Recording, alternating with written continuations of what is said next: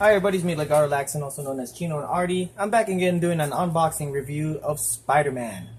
Not the Amazing Spider-Man because it's not. I've never seen a physical copy so far in stores. So excuse me. Kill the cigarette. Okay. I'm gonna be talking about Spider-Man games that came out in the past.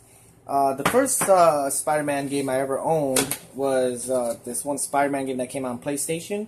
The developers of who worked on what's that called? Tony Hawk Pro Skater. I actually lost that box. I lost that game, and then I ended up getting a copy later on again from a cereal box. But now I can't find that game, and I do know where it is. It's just scattered all over my disc collection. I have a drawer full of discs. But I'm going to be talking about Spider-Man movie games and the ones from the past. I'll tell you which ones. First off, I bought this game used, okay? This one is Spider-Man the movie. This is the one that came out based on the Sam Raimi movie. When you buy the box, the cover looks just like this. And man, this had great graphics. I bought it used. You can see the tag from... this is an electronic boutique tag. This is before it became GameStop. Now, the system requirements on this is very... I can't focus it, but I'll tell you this. It was very steep back in the days. Okay, to me, I had a Pentium 3 computer, and it was so slow. Okay, and I had only 32 megabytes of video RAM. And in order for me to play this game, I was playing it on Windows 98 2nd edition, and I remember it was running slideshow. Then after that, I decided to upgrade to Windows ME, and it actually accelerated the game a little more until I upgraded to Pentium 4. All right, I had a Pentium 4 with 2.4 gigahertz, and this is a cool game. This is what's inside the game thing. It comes with two CDs. One is the installation disc, and one's the play disc. And I remember the installation on this game. It was so long. It took almost about 37 minutes. And then I had to swap CDs from disc 1, then disc 2, then disc 1 again. I remember it was a hassle. Now, the instruction booklet on this is it's simple. I mean, the thing about the cover they took out was the Twin Towers due to the 9/11 event. So I don't have that copy of the game that I heard there was a copy that had the Twin Towers of the cover. It's black and white, and it only shows Spider-Man on the top right corner in the instruction booklet. A little bit, one is vice versa, one's actually on the left side. But that's basically it. My review on this game, I give it a 10 out of 10. It was really great. But the only unrealistic part about this game was that Spider-Man will just shoot webs in the sky. So when you see gameplay on this on YouTube, he literally just shoots in the sky. It does not have a precision aiming like other Spider-Man games. But this is a cool part of my collection. This is made by Activision. Activision always they have the rights to Spider-Man games. I won't close. Oh, there we go. Ugh. Oh well, clumsy of me. Oh, is it because of this? One moment. Now the second game. This is Spider-Man 2: The Game. Now I actually have the physical box. This time in his eyes and his visor it shows Dr. Octopus. It doesn't have a flip top, and this game was the best Spider-Man game I played so far till now. It has precision aiming for you to throw your webbing, and it has great enemies, great full motion videos. It's really cool. And what's inside the box, I actually bought it original, and it's almost identical to the first. It has a separate manual, and it's all identical, and it shows the thugs. It has Mysterio on it, Dr. Octopus, a rare bad guy named Puma. I don't know if you heard of him. He's kind of like Kraven the Hunter. This is the manual, and the back shows Dr. Octopus as the main antagonist. And the game is right here.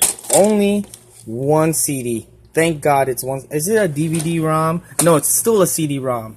So this one also has free roaming. So it's more of a sandbox game. It's a really cool. This is a very cool game, and this is what's inside the box.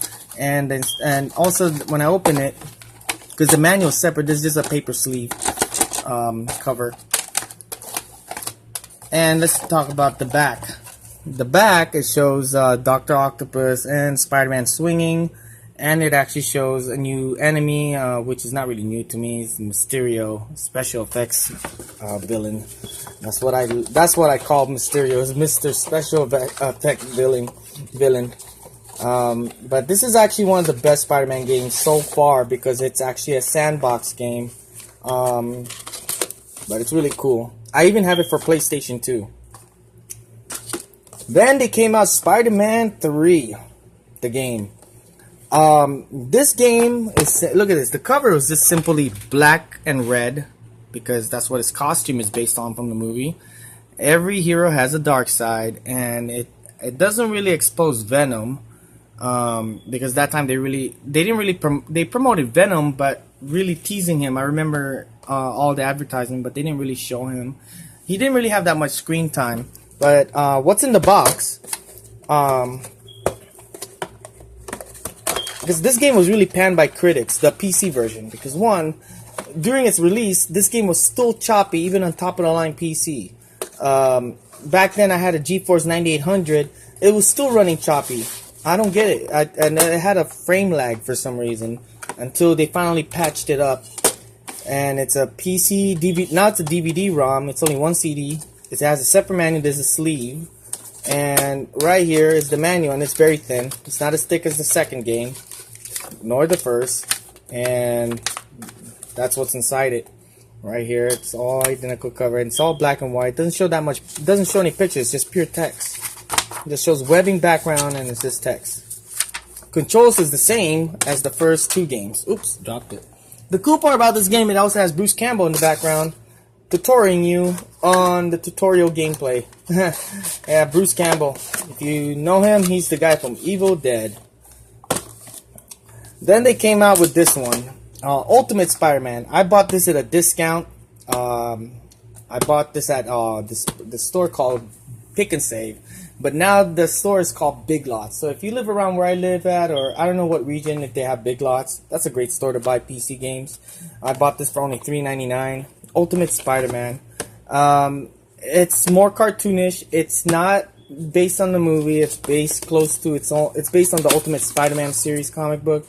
When you open the box, I mean, the only thing I'm surprised about it is that, I'm gonna get there. Hold on.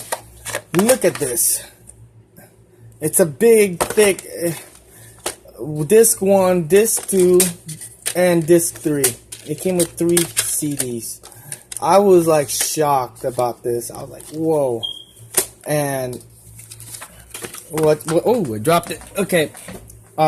This is released by the same company too. And the instruction manual is great. It's decent. It's black and white. If you like X-Men Legends, there's advertisements on the behind it. X-Men Legend is the same gameplay if you ever played Marvel Ultimate Alliance. It's one of those RPG style, using mutant powers from one mutant to another, just like Marvel Ultimate Alliance, using from one superhero powers to the next. Let me close this up, and behind it, it actually shows a cartoonish Venom, and I like the cover. It's really attracting. I remember this game came out for $39.99 in the release date. And the requirement on this game, real quick, is not that steep, okay? I'll tell you, part 2, the graphics was a little degraded, but it's actually more playable. While this game, during its release, it was not a good time to release this game. People didn't have high-end PCs that time. Nor this game. This game was broken when it came out. It was very choppy until they patched it up. And this game is just a standalone game. It's a single player. It's CD-ROM. And it was after Spider-Man 3. Then they made Spider-Man Friend or Foe. This game is not boxed. It's in a clamshell covered DVD-ROM game.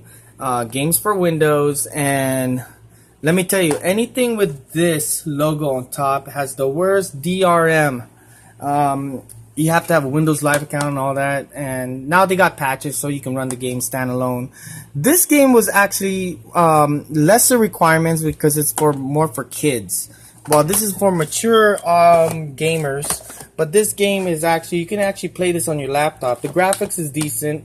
The crazy thing is it has special appearance superheroes. There's literally, even Blade is in it. Blade is rendered not after Wesley Snipes. Blade was rendered after that rapper turned actor from Blade the series TV show. So you gotta check out this game. Highly recommend it. It looks like a cartoon. The way he's drawn is a cartoon version of Spider-Man movie. And what's inside? It's E for everyone. While these are teen. I don't get it. Look at this. This was one E for everyone. Spider-Man 3 is for teen.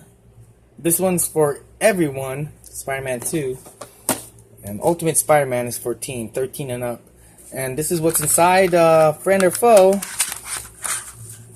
There you go. It's Xbox 360 ready. Just plug and play your 360 controller. I have an Afterglow controller and Logitech. One of the best PC controllers out there besides Microsoft. This is a cool controller, and it runs directly to it. So I thank you guys for watching. This is my unboxing review of the Spider-Man series games that was released earlier before Amazing Spider-Man game.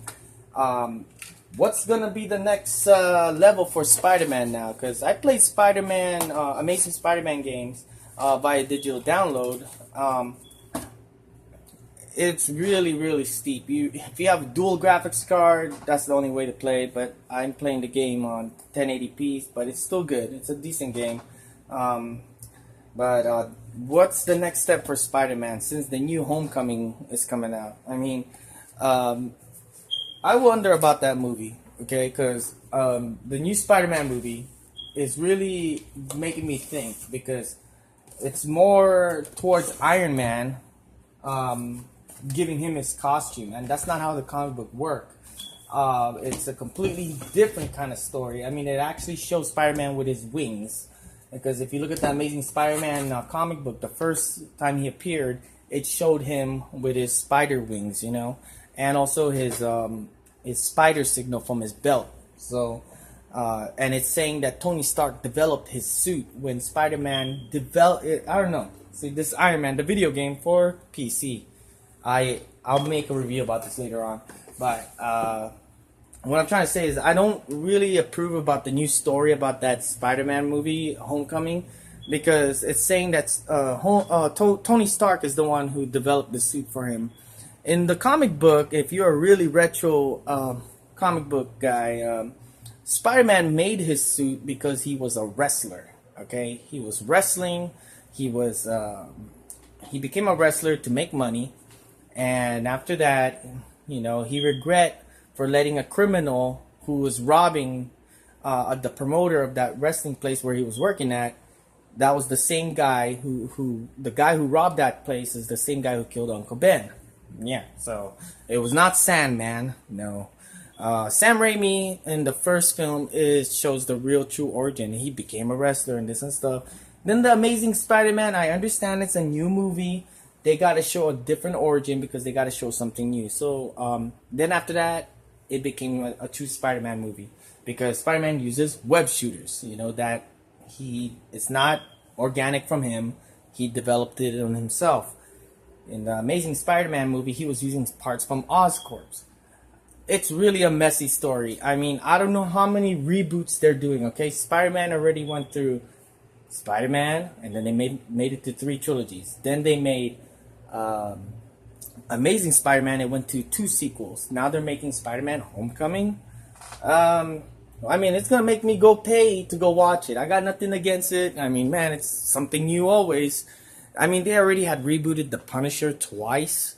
No, 3 times actually. Yeah, twice they rebooted, but they released 3 versions of that movie. Dolph Lundgren, Thomas Jane, even that Warzone. I forgot that actor's name, but he was in the G.I. Joe sequel movie. What else they have rebooted? I mean, Spider-Man is incarnated even in Japan. He was a Japanese Sentai fighter. He has his own Megazord, like Power Rangers. Of course, they're in spandex. So, also check out Japanese, okay? The Japanese Power Rangers, they're called Zuranju. Sentai. That's how with their accent. Zuranju. Yeah. I'm not Japanese, so I don't know what to say about it, but I thank you guys for watching, and that was my unboxing review of what's inside the physical copies of Spider-Man games of the past. Alright, they had other Spider-Man games, but I was just talking about the recent ones that requires 3D acceleration. Thank you for watching.